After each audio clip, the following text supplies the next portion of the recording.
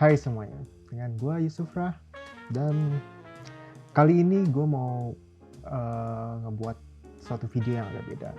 Di video ini mungkin gue bakal bikin series yang akan gue namain Quiet on Set. Dan di sini gue akan ngebahas segala-segala tentang film dan industri perfilman. Untuk yang pertama, gue pengen bahas tentang sejarah film yang mungkin pas gue cari-cari belum ada yang orang Indonesia yang bahas tentang sejarah film, dan kayaknya apa salahnya kenapa gue nggak coba buat. Nah, pada dulu banget itu nggak seperti sekarang yang menggunakan kamera digital, semuanya pakai memory card dan langsung. Tapi dulu tuh pakai film layer film yang kayak di foto analog.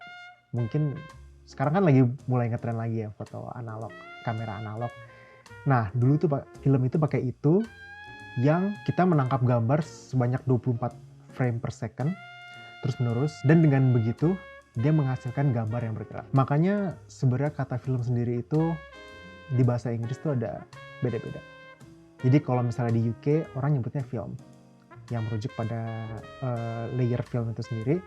Sedangkan di sini tempat tinggal gue sekarang di Kanada, di North America sendiri itu disebut movie.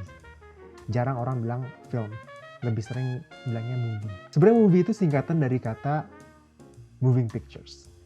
Emang sejatinya film itu adalah rangkaian gambar yang ditangkap berurutan 24 frame per second dan menjadi seperti seolah-olah gambar yang bergerak. Oke, kita mulai dari awal banget, yaitu dari 1872.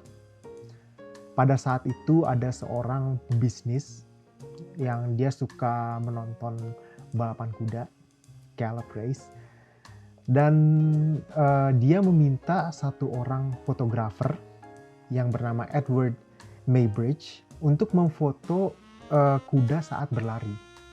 Jadi si pebisnis itu dia ingin tahu gimana sih kuda tuh lari, apakah keempat kakinya menginjak tanah atau cuman kayak 2 atau 3 kakinya doang. Nah, setelah itu si Edward Maybridge ini dia men-setting 12 foto kamera, lagi start di foto gimana tuh kakinya bergerak. Pas di foto terjadi rangkaian 12 foto ini karena di setup 12 kamera.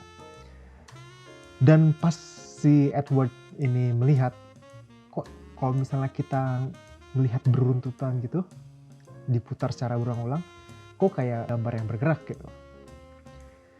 Nah, dari sini, dari penemuan yang tidak sengaja ini menyebar ke mana-mana. Sampai pada akhirnya pada 1893 seorang ilmuwan yang terkenal yang kita semua tahu mungkin, yaitu Thomas Alva Edison, yang juga seorang pebisnis. Dia setelah mendengar ini dia mencoba untuk penemuan ini dia ingin mengembangkan lebih lanjut. Nah, si Thomas Alva Edison ini setelah itu membuat satu alat dia namain kinetoscope, yaitu adalah kamera untuk merekam moving pictures atau gambar yang bergerak. Kamera ini nggak kecil, kamera ini besar, jadi nggak bisa dibawa kemana-mana kayak kamera kita sekarang yang ukurannya kecil-kecil. Ini nggak, ini kamera ukurannya besar, ditenagai oleh listrik. Selain itu juga dia juga menciptakan alat untuk memproyeksi gambar yang telah direkam oleh kinetoskop ini. Mungkin istilahnya kayak bioskop pertama yang ada di dunia. Dia sebut namanya dengan Black Maria. Tapi sayangnya alat proyeksi film ini tidak secanggih yang kita lihat sekarang, yang kita bisa melihat dengan layar lebar, duduk dengan santai bersama keluarga dan teman-teman. Tapi alat ini enggak. Alat ini kita harus melihatnya lewat eyepiece. Jadi nggak bisa nonton rame-rame, harus ganti-gantian. Itu kekurangannya. Lalu kita berlanjut ke tahun 1895 di Prancis, yaitu seorang kakak beradik yang bernama Auguste and Louis Lumière, atau mungkin dikenal dengan Lumière Brothers. Dia mengembangkan teknologi moving pictures ini dan membuat alat yang bernama sinematograf.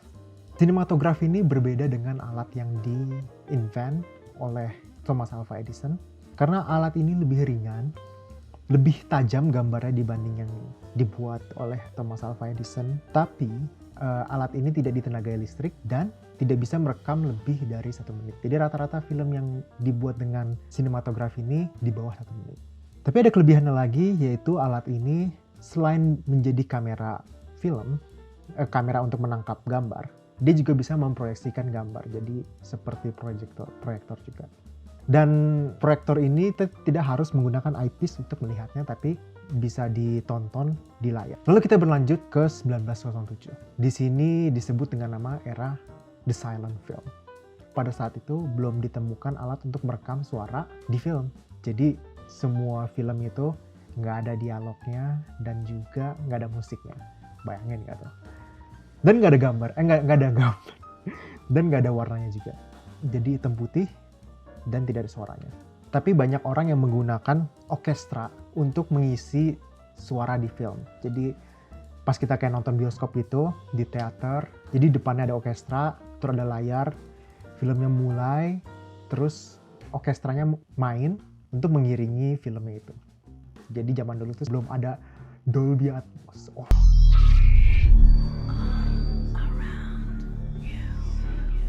Nah, karena tidak ada suara ini, ada seorang aktor yang bernama D.W. Griffith.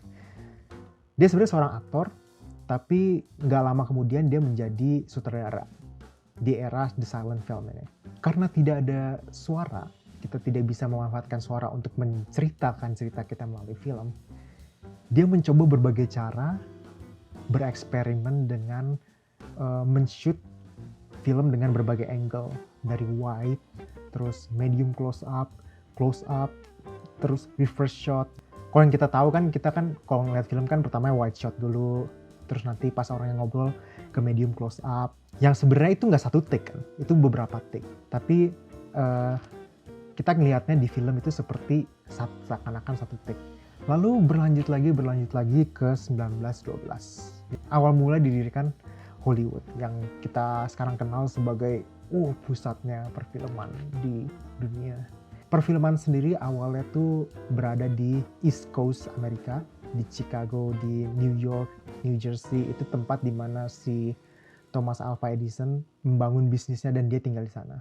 Nah, di situ banyak filmmakers yang nggak mau berurusan dengan Thomas Alva Edison secara hukum.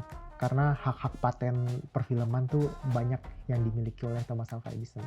Dengan begitu, mereka mencari tempat di West Coast, berseberangan di tempat tinggalnya Thomas Alva Edison di East Coast, ini di Amerika ya, di United States. Dan akhirnya mereka menemukan suatu tempat kecil di Los Angeles yang bernama Hollywood. Kenapa mereka memilih itu? Karena Hollywood itu pada waktu itu tanahnya murah dan gak banyak orang tinggal di sana. Tapi yang filmmaker seneng itu semuanya ada, dari gunung, padang pasir, lautan. Karena di West Coast kan, di dekat pantai. Makanya mereka memilih itu. Karena dengan begitu mereka bisa membuat film dengan berbagai macam setting. Dan dari situ perfilman mulai berkembang dan berkembang. Setelah akhirnya Hollywood dan perfilman mulai mengakar dan mulai tersebar ke seluruh kalangan masyarakat, studio-studio besar mulai memproduksi film secara tahunan. Bisnis perfilman itu menjadi suatu bisnis penting. Mulai banyak orang yang ingin terjun ke dunia film pada saat itu. Dan pada 1925 lahirlah film bersuara atau The Birth of Talkie. Film yang bersuara ini dimulai dengan studio kecil yang sekarang sudah studio besar, yaitu Warner Bros. Dia membeli hak paten untuk alat perekam suara dari Western Electric yang bernama Vitagraph. Pada saat itu orang bingung kenapa studio film beli suara, padahal kan fokusnya ke gambar. Tapi justru di sini letak intinya. Pada saat hanya studio besar yang bisa memutar film dengan orkestra, karena dengan orkestra ini memerlukan biaya yang besar dan juga teater yang besar karena harus ada tempat di depan untuk pemain orkestranya bermain di situ. Yang kita tahu semua, kalau pemain orkestra itu bisa puluhan orang kan. Dengan adanya alat perekam suara ini, Warner Bros yang tadinya studio kecil, sekarang udah gede banget ya. Dan dengan begitu Warner Bros tidak harus menyewa orkestra atau memerlukan gedung yang luas untuk memutar filmnya dengan suara. Nah, dari situ dia membuat film yang bernama Don Juan, yang orkestranya itu nggak dimainkan langsung, tapi direkam sebelum dan diputar pas di bioskop.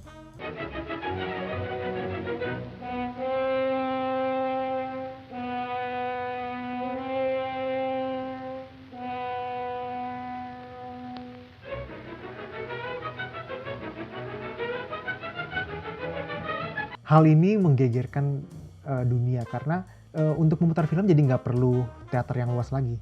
Jadi teater-teater kecil pun bisa memutar film dengan suara. Setelah itu Warner Bros menggandeng 150 teater di seluruh USA untuk memutar film-filmnya. Terus beberapa tahun kemudian Warner Bros memproduksi film, ini film yang legend ya. Ini salah satu film yang merubah industri perfilman yang mungkin kalau kalian sekolah film kayak gue pasti sama dosen pasti disuruh nonton ini, yaitu The Jazz Singer. Ini film pertama yang orkestranya direcord, musiknya direcord, dan juga film yang mempunyai dialog pertama. If I'm a success in this show, well, we're going to move from here. Oh yes, we're going to move up in the Bronx. A lot of nice green grass up there and a whole lot of people, you know. Jadi ada dialog percakapannya, sebelumnya nggak ada soalnya. Warner Bros membawa major breakthrough to the film industry. Dan setelah itu semua studio film besar menggunakan teknologi suara ini untuk memproduksi film-filmnya. Lalu lanjut ke color films, film yang berwarna. Sebelum tahun 1922, semua film itu nggak berwarna. Sampai 1922 ditemukan yang dinamain two color system oleh Technicolor Company yang bisa memproduksi warna dengan sistem dua warna ini.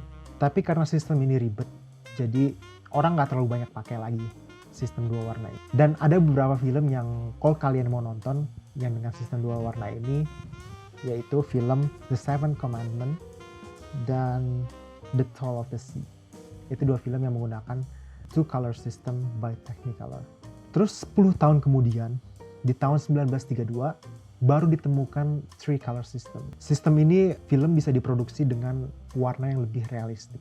Sehingga saat itu banyak orang yang mulai memakai sistem ini.